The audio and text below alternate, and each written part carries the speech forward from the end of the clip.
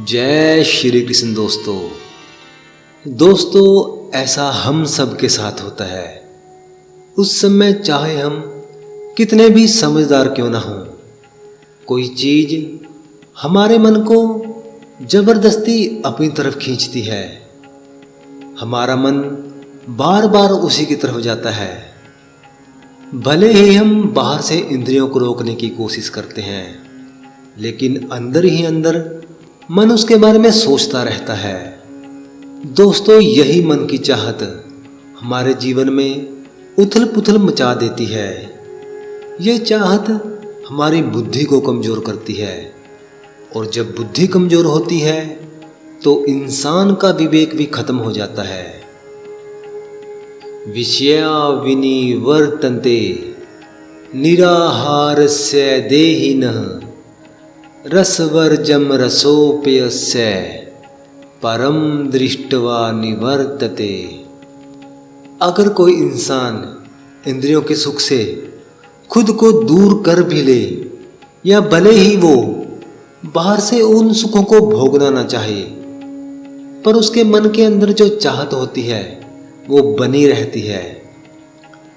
श्री कृष्ण ने अर्जुन से कहा, सिर्फ इंद्रियों को रोक लेना ही काफी नहीं, असली कारण तो मन के अंदर की इच्छा है। जब तक मन की चाहत खत्म नहीं होती, तब तक इंसान बार बार उन्हीं सुखों की तरफ खींचता रहेगा।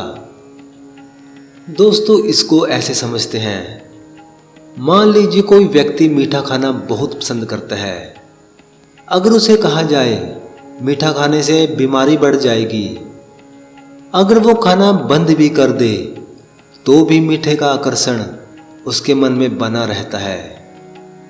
इंद्रियों का सुख केवल बाहरी त्याग से नहीं मिटता, ये तभी खत्म होता है जब मन को उससे बड़ा सुख मिल जाता है। जैसे भगवान के प्रेम में लगकर संसारिक इच्छाएं अपने आप मिट जाती हैं। यत तो हयपि कौन्ते पुरुषस्य विपश्चितः इंद्रियाणि परमाथिनी हरन्ति परसभम मनः। इंद्रियां बहुत ताकतवर और चंचल होती हैं। ये इतनी तेजी से मन को खींच लेती हैं कि ज्ञानी और समझदार व्यक्ति भी, चाहे वो कितना भी संयम क्यों ना रखे, उसका मन अपने नियंत्रण से बाहर चला जाता है। मनुष्य चाहे कितना भी पढ़ा लिखा, बुद्धिमान या समझदार क्यों ना हो, अगर वो इंद्रियों पर पूरा नियंत्रण नहीं कर पाया तो ये इंद्रियां उसके मन को जबरदस्ती खींच ले जाती हैं। दोस्तों जिस प्रकार पानी की धारा बहती है, वैसे ही इंद्रियां सुख की वासनाएं हर किसी के मन को बहा ले जाती हैं। जैसे कोई मन की शांति के लिए मेडिटेशन करता है, लेकिन अगर उसके कानों में कोई संगीत या आवाज पड़ जाए तो हमारे सुनने की इंद्रियां मन को जबरदस्ती उस आवाज और संगीत की तरफ खींच ले जाती हैं। तानी सर्वाणि संयम्य युक्तः आसीत मत्परः वसे हि यसे इंद्रियाणि तस्यै प्रगा प्रतिष्ठिता। जो साधक अपने सभी इंद्रियों को वश में करके मन को भगवान में लगाता है, उसी की बुद्धि स्थिर रहती है। जिसकी इंद्रियां नियंत्रण में है, वही वास्तव में स्थिर बुद्धि कहलाता है।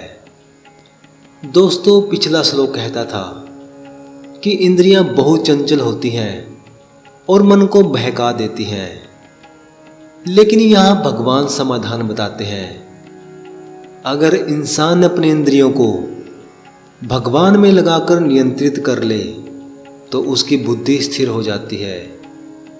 इंद्रियों को केवल दबाना नहीं है, बल्कि सही दिशा में लगाना है। ध्यायतो विषयान पुंसः संगस्ते शुप जायते संगास जायते कामः कामा क्रोधो भी जायते। मनुष्य जब बार बार इंद्रियों के विषयों, भोग, सुख सुविधाओं के बारे में सोचता है तो उसमें लगाव पैदा होता है। लगाव से इच्छा जन्म लेती है और जब इच्छा पूरी नहीं होती तो क्रोध उत्पन्न होता है। इस श्लोक में भगवान ने मन के पतन की शुरुआत समझाई है। पहले इंसान किसी वस्तु या सुख के बारे में सोचता है, फिर बार बार सोचने से उसमें लगाव हो जाता है। लगाव से इच्छा पैदा होती है और अगर वो इच्छा पूरी ना हो तो गुस्सा आता है। अगर हम शुरुआत में ही अनचाहे विचारों को रोक दें तो लगाव और इच्छा पैदा ही नहीं होगी। इच्छाएं मन में बार बार सोचने से जन्म लेती हैं और जब पूरी नहीं होती तो गुस्से में बदल जाती हैं।